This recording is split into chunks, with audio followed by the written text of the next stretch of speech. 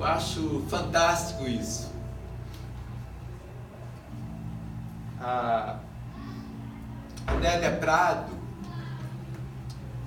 ela disse que os seres humanos têm dificuldade de perdoar a Deus, porque Deus não os fez Deus também. Isso me traz à mente o seguinte pensamento, que eu gostaria que você ficasse com ele, mediante tudo aquilo que vamos falar nessa manhã, é que Deus não une duas divindades, Ele une duas humanidades. Ele não une duas divindades. Simone Weil fez uma declaração fantástica sobre essa questão da pretensão que alguns de nós temos de querermos ser divinos. Ela disse o seguinte, que Jesus Cristo se despiu de sua divindade real para que nós pudéssemos nos despir de nossa divindade imaginária. Nós temos uma divindade imaginária. Nós a buscamos o tempo todo. É apenas para ser como Deus, mas a gente não se contenta com isso. A gente quer ser Deus. Façamos o homem conforme nossa imagem e semelhança. Somos só uma representação, talvez só uma sombra do que imaginamos ser. Nem sei se somos. Aí o ateu Jean-Paul Sartre diz: se Deus existe, onde é que fica o homem? Onde é que eu fico? Ah, fica no seu lugar, cara. Onde Deus te colocou. Aí Regis de Moraes diz que o estresse que nós vivemos hoje, e uma das músicas falou um pouco sobre isso, e sobretudo o estresse no casamento também, tem a ver com a ignorância do sagrado. Nós ignoramos às vezes que Deus pode. Nós ignoramos que Deus está presente em nossas vidas. Então, meus queridos, eu quero compartilhar com você nessa manhã. Espero conseguir falar alguma coisa útil. Se for inútil, vai ser a última vez que eu venho aqui. Mas seja útil, seja inútil, eu vou falar, porque eu preparei para falar. Eu quero falar sobre como evitar, uma vez que todo mundo, na maioria das vezes, quando fala alguma coisa, alguém, pastor, e como que eu faço? Então, se é como, eu vou começar com como. Se eu não tiver resposta, você busca de alguma forma. A Bíblia tem a resposta. Mas como nos livrarmos de um mau casamento? Como que a gente evita, de repente, um mau casamento, um mau relacionamento? Então, eu gostaria de compartilhar um pouco isso com você. E eu coloquei lá, construindo um relacionamento significativo. Então, já dei a resposta, tá ok? Se eu não responder nada a partir de agora, eu já tenho a resposta lá em cima. Construindo um relacionamento significativo. E como isso faz, é uma jornada que começa no dia que você começou a namorar, no primeiro olhar, no flerte, até que a morte nos separe. Porque hoje o negócio é o seguinte, é até que o dinheiro acabe, é até que não sei o que, né? Até que apareça o intruso. Ontem eu falei sobre uma igreja Igreja Batista Alemã de Diadema, eu falei sobre a terceirização do casamento. Então vamos lá. Como se livrar de um mau casamento? Como é que a gente faz isso? O casamento é encantamento com obrigações e obrigações com encantamento. O problema é que muitas vezes a gente quer só o encantamento, né? Só o encanto. Mas a lua de mel acaba, gente. Entendeu?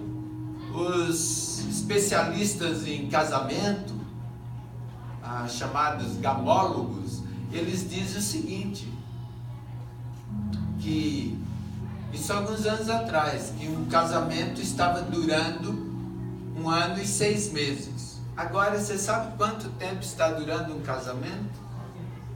90 dias. Exatamente, é período probatório, né? Exatamente o tempo que alguns têm para, quando faz casamento civil com efeito religioso, é exatamente o tempo que alguns têm para levar o documento lá para o juiz, para receber o certidão de casamento. E não tem briga se nos 90 dias o cara desfizer do seu casamento. Há 28 anos eu me casei com a Solnice e ela se casou comigo, que às vezes só um dos dois casa, né? E aí é um problema. E a escrivã fez umas perguntas. Gente, fazer pergunta para pobre é uma desgraça, né? Porque não tem resposta. Ela perguntou assim: é com comunhão de bens ou separação de bens? Eu falei: como assim? Nem sabia o que era isso, né? Não tinha nada. Como é que você vai unir o quê? Ué, você não tem nada, cara. Vai dividir o quê? Já casa com divisão? Que negócio é esse? Aí ela fala, sabe o quê? Casa com separação, porque daqui uns dias separa mesmo. Ainda bem que só eu ouvi isso. Só nisso não ouviu. Né? Olha isso. Eu falei, é com comunhão. É tudo comum. Tudo junto. E misturado. Então, meus queridos, há uma banalização, porque muitas vezes algumas pessoas ficam só com encanto, né? Mas as rugas vêm e começam com um pé de galinha aqui, né? Os problemas vêm, as dificuldades vêm e tanta coisa vem, e a gente precisa se dar conta que tem obrigações no casamento e é preciso ter obrigações com encantamento. A gente precisa estar encantado com o outro o tempo todo, não é? A gente precisa olhar para o outro, pelo menos ter essa ideia. Nossa, imagem e semelhança de Deus. Você já pensou nisso? Um dia eu recebi uma pessoa no meu trabalho e ela chegou com os cabelos aqui no rosto, né? Eu nunca vi aquilo.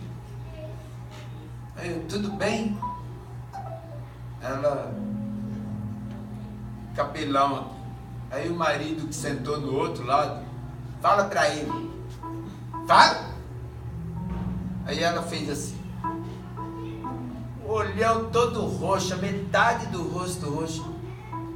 Olhei aquilo, aí eu olhei para ele, ó, um buraco, vários buracos no braço. Eu lembrei de Gálatas 5:14, 15. Não vos mordais uns aos outros, vede, para que não se consumais. Eu falei, mas que cachorrada foi essa? Meus queridos, que coisa feia. E pasme, sabe o que me deixa pasmo, mas muito pasmo, é que isto tem acontecido no meio de pessoas que se dizem cristãs.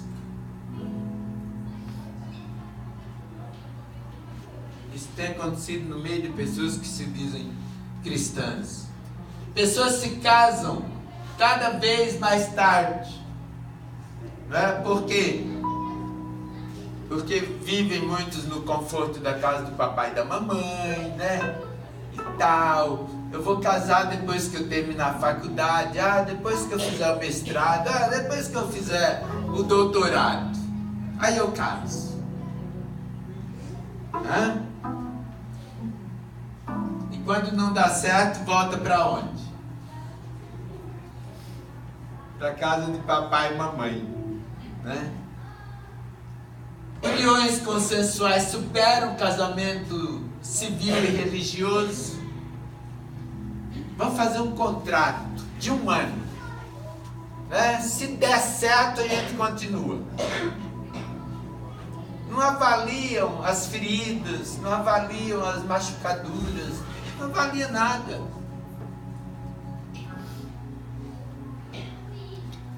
Eu trabalho com um casal que há 5 anos namoram. E agora ele está propondo para a moça ir morar junto. A gente faz esse negócio de casamento. Tá, mas casamento começa com casa. Você tem que construir, filho. Você tem que botar tijolo em cima de tijolo. Não é assim. Mas a gente não tem nada. Casa sem nada. Você não quer juntar sem nada? Mas do que ele está fugindo? Do compromisso, da aliança. Porque a gente só faz aliança com quem a gente tem compromisso, com quem a gente se compromete. Não tem compromisso sem aliança. E não tem aliança sem compromisso. Só que é um encantamento, mas sem as obrigações. O tempo de duração das uniões diminuiu. Casamentos civis diminuem no Brasil enquanto divórcios crescem. E divórcio é uma tragédia. Divórcio é uma tragédia. E tem mais. Cada dia mais as famílias estão nos bancos dos réus. Recentemente, por algum tempo, eu atendi crianças e filhos de pais separados. Durante 10 anos, porque eu queria fazer uma pós pensando num tema que a revista Veja lançou, de que filhos de pais separados eram tão bem ajustados quanto filhos de pais que viviam na normalidade da vida conjugal. Mas um dia eu desisti. Depois de 10 anos, eu desisti do projeto. Engavetei meu projeto, por quê? Porque chegou uma criança de 2 anos e meio para eu atender. E eu disse, eu não acredito. Porque os pais chegavam e jogavam pacote lá para mim, né? Cuida aí para mim. Cuide desse moleque aí. E eu olhei para a situação e falei, não vou atender essa criança. E alguém disse, você é muito maldoso.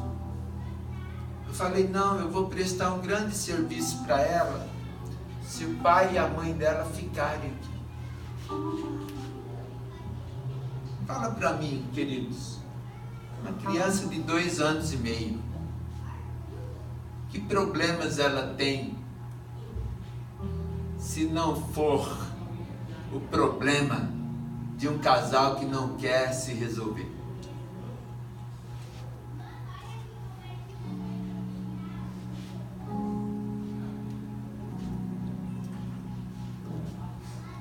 Três visões do casamento, que tem 2 delas têm atrapalhado muita gente nos nossos dias.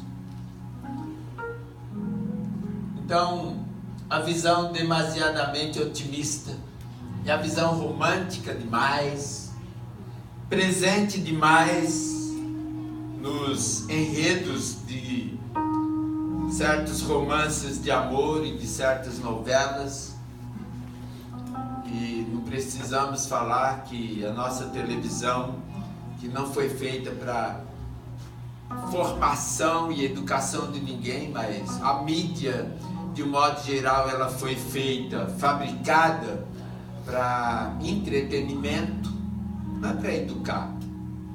Educar, os irmãos vão receber o dom aqui semana que vem, não é? Educar ecologicamente.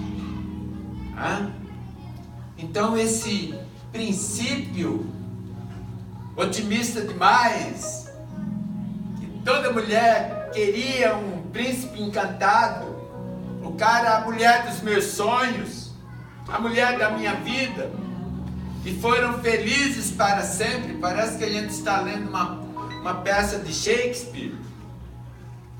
A visão demasiadamente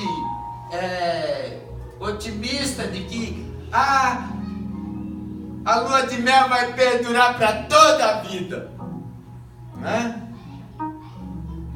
Em vez de frases românticas, a segunda visão de um casamento pessimista. Então ao invés de frases românticas, colecionamos ditados e conceitos chocantes. O amor é eterno enquanto dura. Quando a pobreza bate à porta, o amor voa pela janela. O amor faz passar o tempo e o tempo faz passar o amor. Olha que frases. E vamos ter alguns conselhos malditos que estão entrando, meus queridos, em alguns lares. Olha o que Elizabeth Taylor disse: se não fosse bobamente moralista, teria tido mais amantes e menos maridos. Você sabe qual que é a vantagem de se ter amante? Eu nunca tive, tá? Eu tenho, está aqui. A vantagem de se ter amante, meus queridos, é que não se tem aliança. A vantagem de se ter amante é que não se tem compromisso. A vantagem de se ter amante é que o ônus é barato demais para alguns. José Ângelo Gaiarsa morreu aos 90 anos. Esse psiquiatra era médico aqui em Santo André.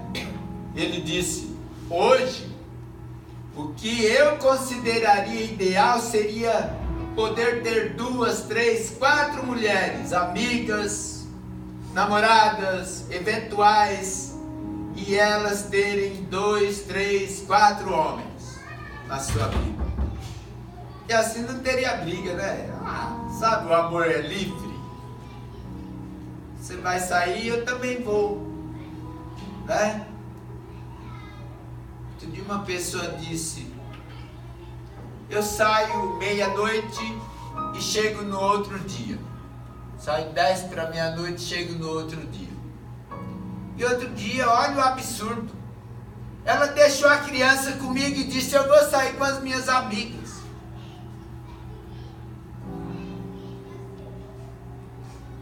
Então eu brinquei com ele. Pois é. A lei é só para ela. E o cara é entendido de lei. A lei é só para ela. Para você está tudo bem.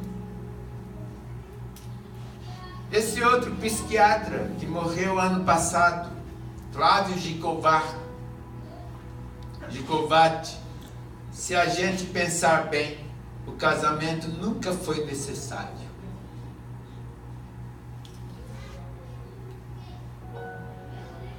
Irmãos, gente cabeça, né? Cabeça oca. Porque eu acho interessante, ontem um amigo me liga, bem assim, depressivo, e ele falou assim para mim: tudo bem, eu queria ter uma solitude. Acho que ele não sabe qual é o conceito de solidão e solitude. E por que não tem? Porque a minha esposa não deixa. Como assim? Tenha com ela a solitude. Aí, não, mas eu quero ficar sozinho. Eu falei, cara, que contradição é essa? Você casou para não ficar só e agora quer ficar só? Que papo é esse? Não quer investir no relacionamento a dois, não quer ter tempo a dois. É claro, não quer ficar com as obrigações que são compartilhadas. Mas tem uma visão prudentemente realista.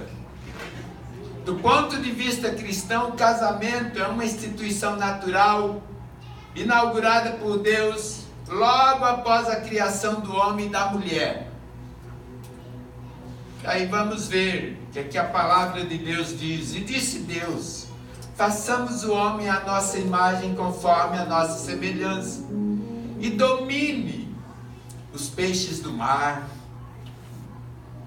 e sobre as aves dos céus, e sobre o gado, e sobre toda a terra, e sobre todo réptil que se move sobre a terra. E criou Deus o homem à sua imagem. A imagem de Deus o criou, homem e mulher os criou.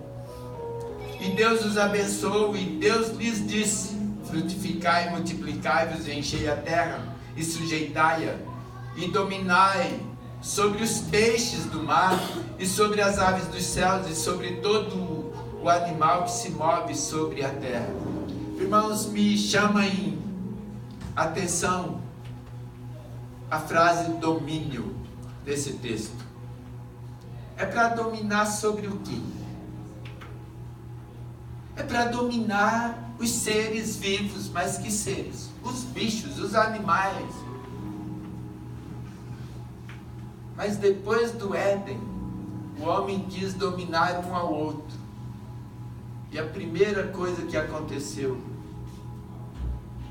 como fruto desse domínio, foi Caim exterminar com seu irmão. Deus não fez a mim nem a você para dominar sobre o nosso cônjuge. Ele nos fez para andarmos juntos, para sermos um, para sermos uma bênção, para manifestarmos ao mundo a glória de Deus através de sua imagem e semelhança. Não é para dominar, não é para tomar posse, né? Não é para ser dono. Essa visão prudentemente realista do casamento não é simplória como a visão demasiadamente otimista, e menos negativa ainda do que a visão demasiadamente pessimista.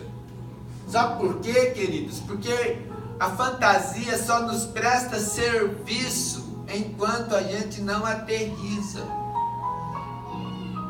Aterrizou, acaba a fantasia.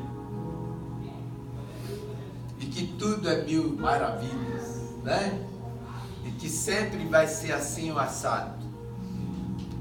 Coisas boas vão acontecer de fato. Não queremos tornar a visão simplesmente realista em uma visão pessimista ao quadrado. Mas pensar no encantamento com obrigações, e nas obrigações com encantamento. Une duas pessoas de sexo diferentes.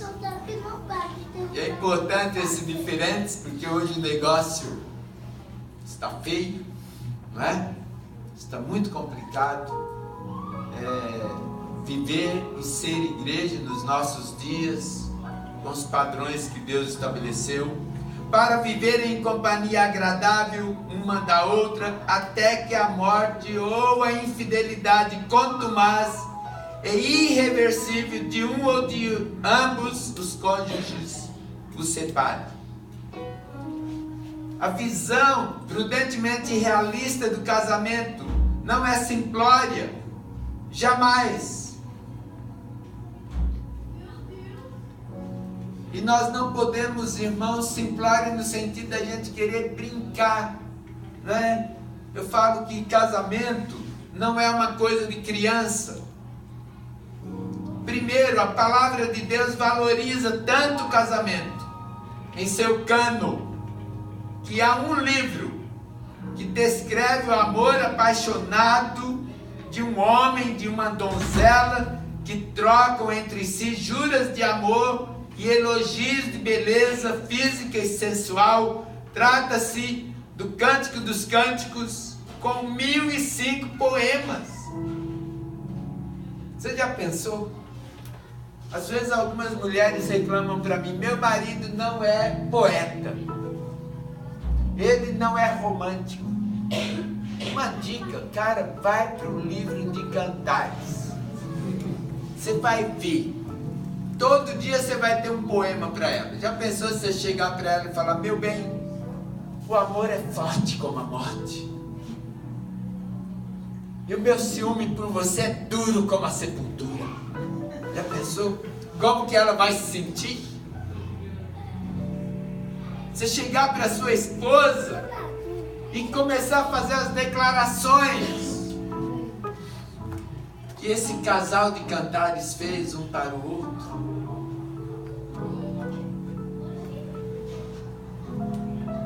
Em segundo lugar, logo no primeiro livro da Bíblia, conta-se a história de 3 famílias.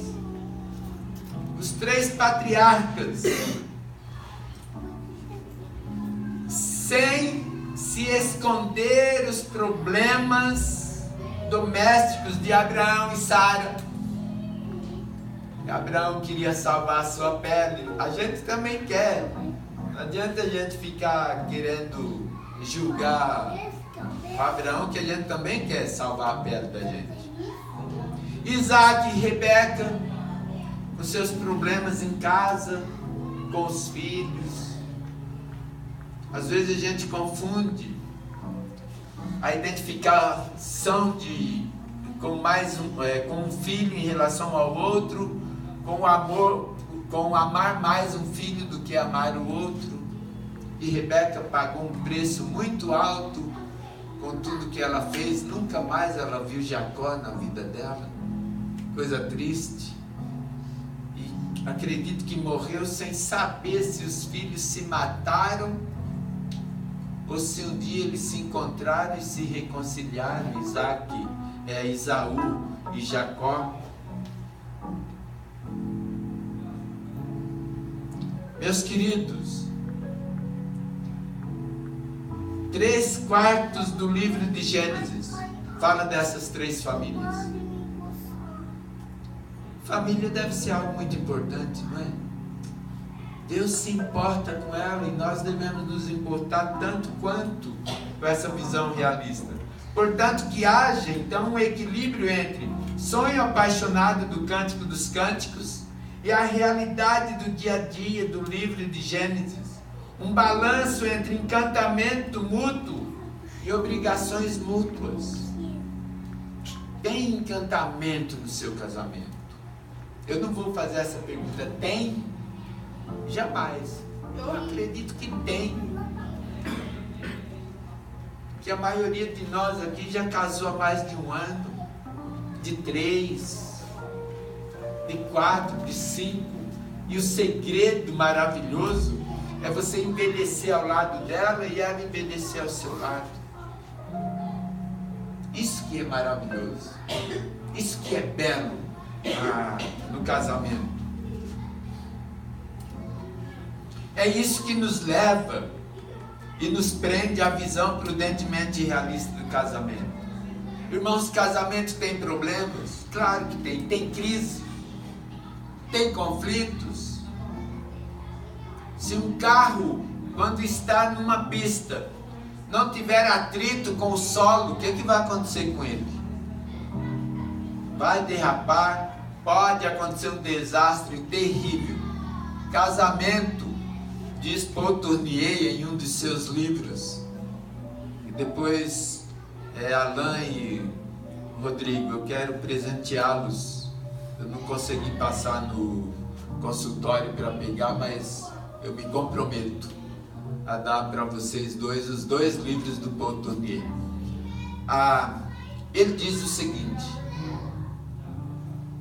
um homem chega para ele e fala assim: olha, eu nunca briguei com a minha esposa, A gente nunca teve atrito nenhum. Lá em casa não tem conflitos, não tem problemas. Quando esse homem saiu, ele disse para si mesmo: ou ele está mentindo, ou ele está esmagando essa mulher. Ou está mentindo, ou está anulando um ao outro.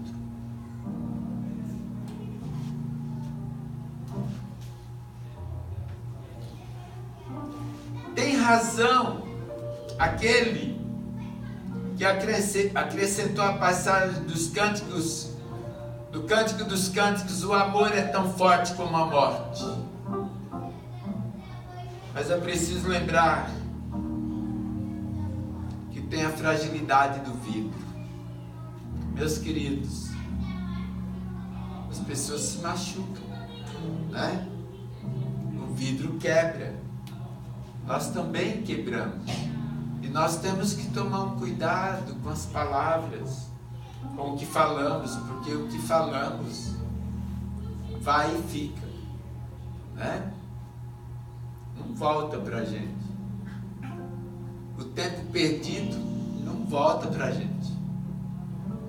Tem algumas coisas que não adianta. Uma pedra solta pela mão não volta pra gente, né? Então cuidar com as palavras ajuda.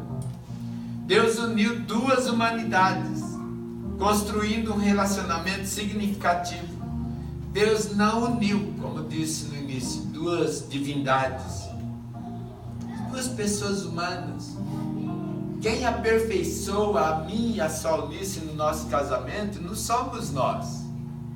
Aquele que começou uma boa obra, ele vai terminar. Ele vai terminar a boa obra que ele começou. Outro dia, atendendo um casal de velhinhos, eles 72 anos, desculpe se tem alguém, não se ofenda se eu chamei você de velho, tá?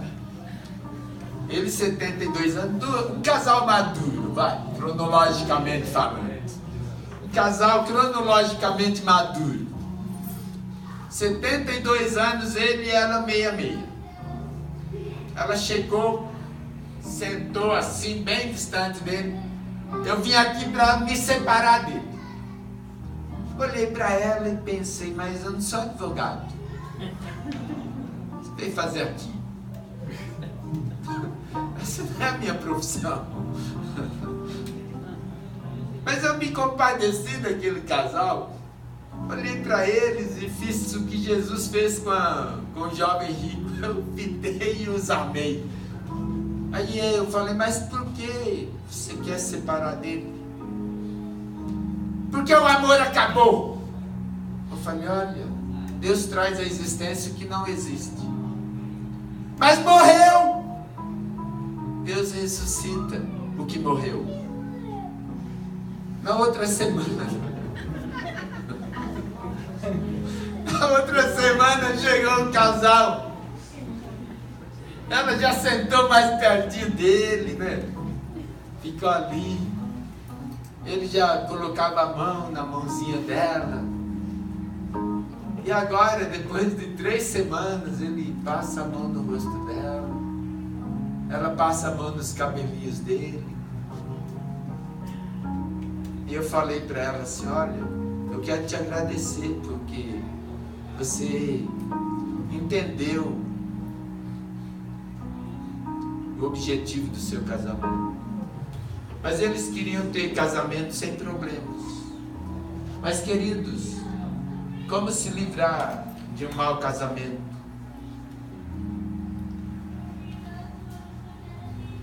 Eu escrevi essa frase uma vez na faculdade teológica, dando aula. Eu coloquei assim: o divórcio é um bom começo para um bom casamento. E os alunos começaram a discutir o absurdo. Esse professor é um absurdo. Como que ele pode dar aula de pastoral da família? E começou. Meus irmãos, por isso deixa o homem, pai e mãe, e se une à sua mulher, tornando-se os dois uma só carne. É preciso ter um divórcio. O processo é deixar para ser. O processo é unir para cumprir. E o processo é tornar-se um. Eu preciso me divorciar de tantas coisas. E dentre estas coisas eu preciso me divorciar dos meus pais. Tem casal que os pais continuam, sendo penetra. Eu conheci um casal que a mãe queria ir para a lua de mel. Um casal. Você acredita numa coisa dessa? Queria ir. E depois queria ter um bom relacionamento com a nora. Deixar significa plena autonomia, responsabilidade sobre si. A águia, quando ela tem os seus filhotes, ela os alimenta muito bem e depois ela coloca o seu filhote sobre si, voa alto, mas bem alto. E lá de cima ela solta o filhote. Se ele não bater as asas, ela desce. Coloca o filhote em cima de si de novo. E faz isto várias vezes, até o filhote bater asas. Você é pai, você é mãe, você está aqui. Seus filhos precisam ter autonomia, voar. Você precisa acreditar no legado que você deu para eles. O legado que você deixou. Deixar pai e mãe fisicamente, emocionalmente, financeiramente. Claro que quando tem um momento do help, você vai atrás. Não é? Mas se tem solteiro aqui, não case para sair de casa. Não case para alcançar o status. Não é? Não case para alcançar o status financeiro, né? Alguém diz que o homem de sucesso é aquele que ganha mais do que a mulher possa gastar. E a mulher de sucesso é a mulher que encontra um homem desse.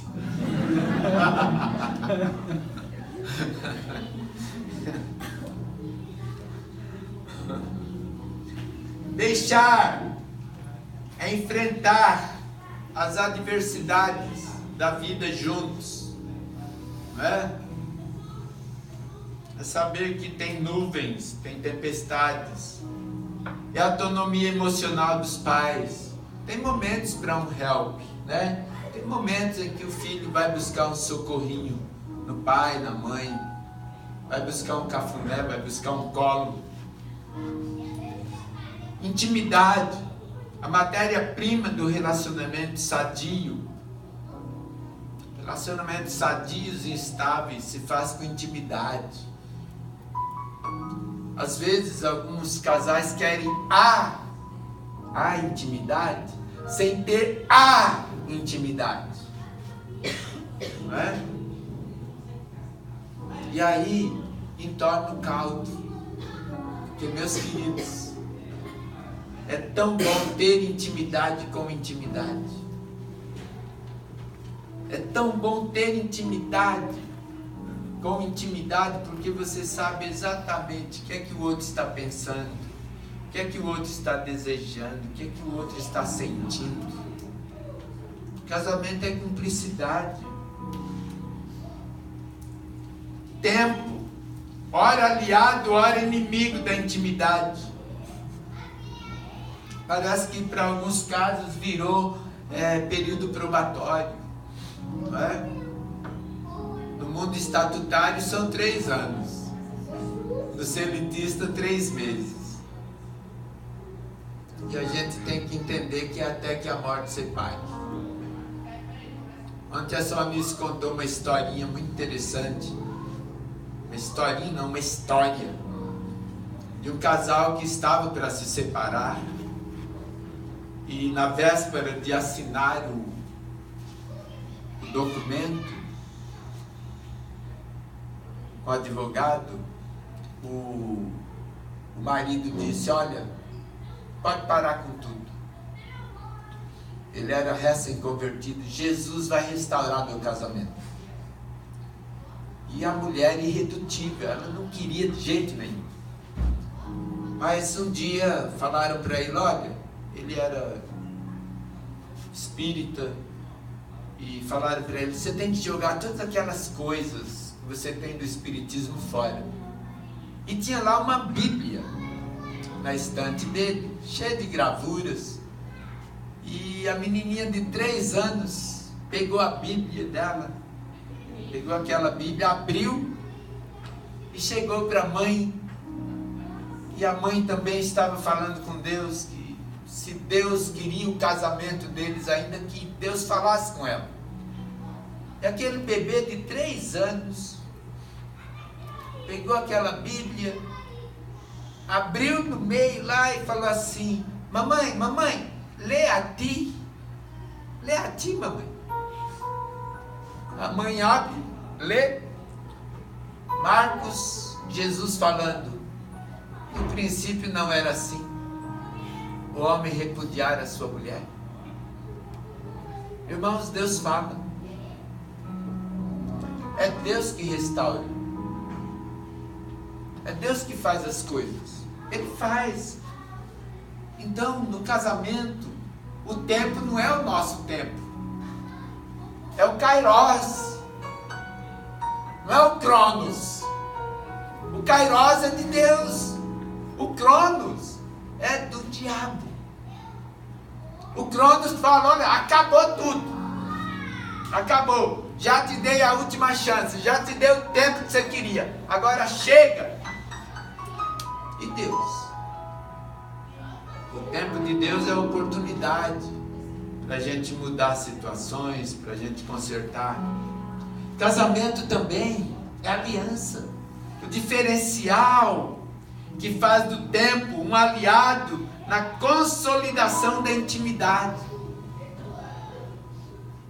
Tem que ter aliança, né? Eu tenho que perpetuar. Por que uma aliança é de ouro? É provada, né? Ela passa pelo fogo, o ouro passa pelo fogo. Cuidado, porque às vezes o tempo corrói, né? Que é intimidade, mais tempo, para alguns igual a corrosão, sabe? Ah, já casei mesmo, né? Eu já casei mesmo. Tem muita gente segura demais, sabe, em relação a quê, queridos? Ah, eu posso aprontar, posso fazer o que eu quero. Ela me ama mesmo. Ela depende de mim mesmo emocionalmente ou financeiramente, quer isso seja consciente ou inconscientemente. Tem muita gente vivendo assim, sabia? Outro dia uma pessoa muito querida nossa falou para a Solnice assim: ele pensa que porque eu sou crente eu não vou deixá-lo. Não é duro isso? Um tempo sem intimidade de fato é um tempo banalizado, não é? Mas é tempo, intimidade, mais tempo, mais aliança. E a equação é igual a isso aí: maturidade. E maturidade, amados, no casamento é um processo contínuo. Por isso que é uma jornada, é até que a morte separe. Outro dia alguém falou: mas eu vou ter que viver com meu marido para o resto da vida? Eu falei assim: depende, se você for morrer amanhã, você só vai viver hoje. É o resto da sua vida, minha filha. Como você não sabe qual vai ser o resto da sua vida, então invista para que seu casamento seja melhor. Como assim? Vou viver assim para o resto da vida? Não é, depende, né? O Nietzsche reproduziu esse texto, Rubem Alves, em um livro dele, Retorno Eterno. diz que só existe uma pergunta a ser feita quando se pretende casar: continuarei a ter prazer em conversar com esta pessoa daqui a 30 anos? A impressão que eu tenho quando eu ouço algumas pessoas é que elas não têm mais a paciência de ouvir. Mas não é de ouvir um ao outro. Elas não ouvem Deus. Elas não ouvem o Senhor. Fui a um casamento alguns anos atrás, que o amigo meu fez o voto de casamento era o seguinte: o teu Deus será o meu Deus, e o teu povo será o meu povo. Um voto bonito, né? Mas era de Noemi com a sogra, Ruth com a sogra Noemi. Não era um casal que estava fazendo esse pacto. O casamento durou 2 anos. Aí eu pergunto, sabia mesmo? Estava sabendo que estava significando aquilo? Intimidade deve ser um anseio. Um casal altamente bíblico. Beija-me com os beijos de tua boca, porque melhor é o teu amor do que o vinho. O vinho alegra, é fato, mas o beijo une. Uma dificuldade do tempo. Esse casal altamente bíblico. De noite no meu leito, busquei o amado de minha alma, busquei-o e não o achei. Levantar-me-ei, pois, e rodearei a cidade pelas ruas e pelas praças, buscarei o amado de minha alma, busquei-o e não o achei. Tem um ditado que diz: quem procura acha, então busque até achar, né? O tempo. Levantei-me para abrir ao meu amado. Abri ao meu amado, mas ele já se retirara e tinha ido embora. Nós precisamos abrir a porta, ou as portas, ou janelas das possibilidades. Coloquei-me como um selo sobre o seu coração, como um selo sobre o seu braço, pois o amor é tão forte como a morte. Aliança, amados, é uma demanda.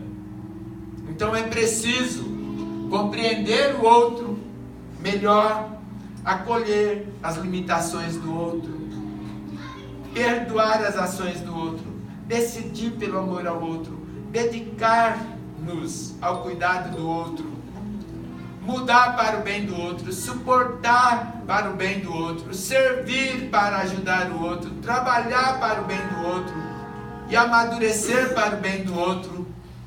E ainda, quando nos relacionamos como irmãos, quando nos casamos e vivemos como casal, quando temos filhos e agimos como pais, quando nossos pais envelhecem, o nosso casamento, nós temos que ter essa noção que ele atravessa gerações. É possível que algum de nós aqui, ou alguns de nós, olhamos para trás e falamos: Deus, obrigado pelos avós que o Senhor me deu, pelos bisavós, pelos tataravós. Senhor, muito obrigado pelos pais que o Senhor me deu. Como meu pai amava minha mãe e vice-versa.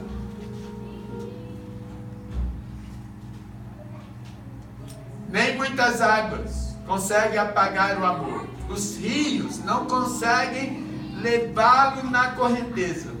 Se alguém oferecesse todas as riquezas da sua casa para adquirir o amor, seria totalmente desprezado ou inútil.